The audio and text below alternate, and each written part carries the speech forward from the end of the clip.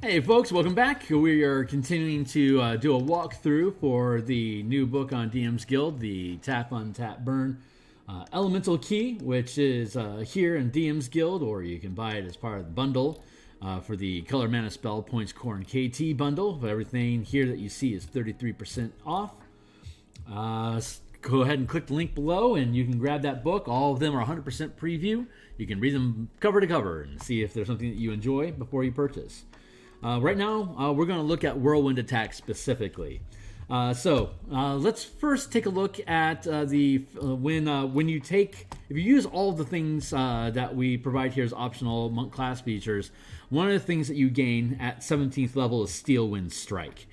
We are going to take a quick look here at Steel Wind Strike and how that guy reads here in the D&D Beyond. It reads... You flourish the weapon used, use the flourished weapon used in the casting, and then vanish to strike like the wind. Choose up to 5 creatures you can see within range, and range is 30 feet. Make a melee spell attack against each target. On a hit, target takes 6d10 force damage. You can then teleport to an unoccupied space you can see within 5 feet of one of the targets you hit or missed. So that's a 5th level spell that lets you target up to 5 creatures, dealing 6d10 force damage to each of them.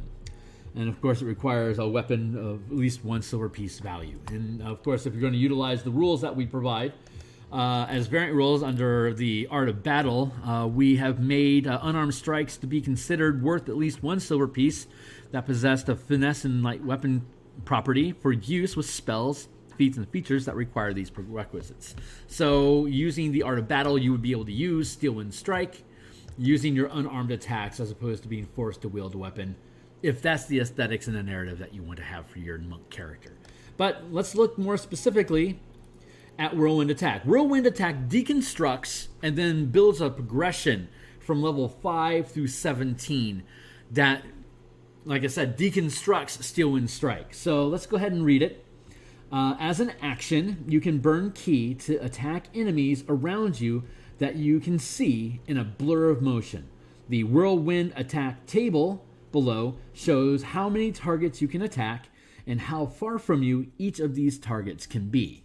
Make a separate melee attack against each target using any combination of unarmed strikes or melee weapons you're holding and proficient with.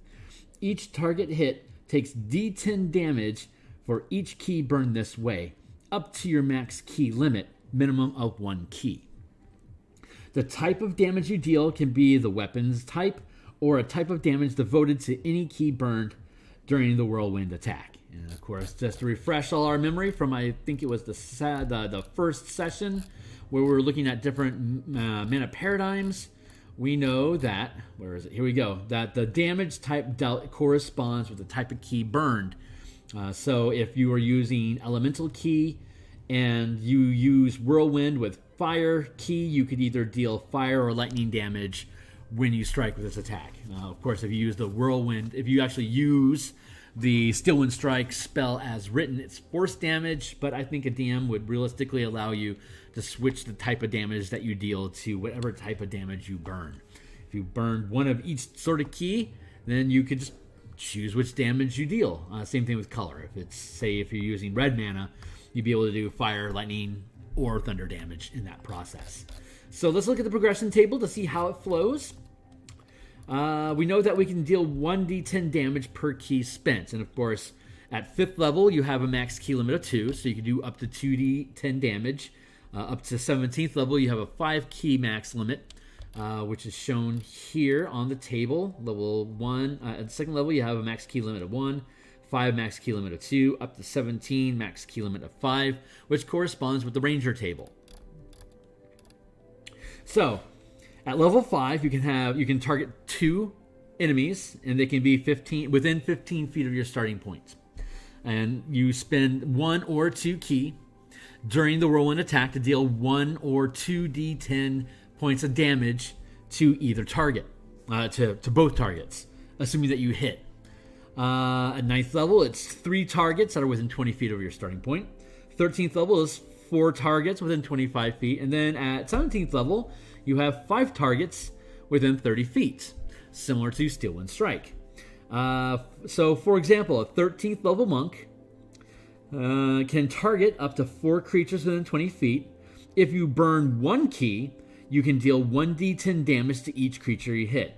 If instead you burned up to 4 key, you could deal 4d10 damage to each creature. And of course, that just scales from 5th level to 17th level in a logical spellcasting progression to take Steel Wind Strike and make it a Whirlwind Attack. And of course, Steel Wind Strike ultimately does 6d10 damage. So if you want to commit to the full 5 mana to spend on Steel Wind Strike, you're going to get the advantage of having the extra d10. So it'd be 6d10 damage to all 5 targets instead of just 5d10 damage. But this is a little less efficient in the cost because it's allowing you to scale from level 5 all the way up to 17. And then furthermore, after completing the Whirlwind Attack, you can burn 1 key to teleport to an unoccupied space within 5 feet of one of the targets that you attacked, which again reads the same as Steel Wind Strike. When you complete the effect, you can then teleport to an unoccupied space you can see within 5 feet of one of the targets you hit or missed, or rather that you targeted. So same effect, it's just broken into multiple levels.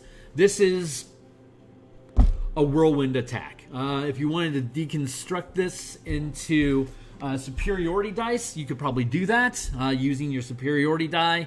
Typically, it would just be 1 superiority die to each target that would be within reach, scaling this way if you wanted to have this become a battle battle maneuver for battle masters. So that's it for this little meet. Stay tuned. We're going to have another one here in a minute. And again, just subscribe, like, tell your friends. Check out the books in the link below. Follow me on Twitter to keep an eye on the artwork and the new designs that are coming out. And I'll catch up with you here again in a minute. Thanks.